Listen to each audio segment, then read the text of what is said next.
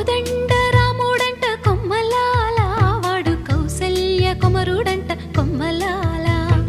ఆజానుబాహుడంట అమ్మలాల, వాడు అరవింద నేత్రుడంట అమ్మలాల. రమణీయలామకు తగ్గ చూడువాడేనని రహదారులన్నీ చెప్పుకోగా విని, కళ్యాణ రామయ్యను కన్నులార చూడాలని కలిగి సీతమ్మ వేచే గుమ్మ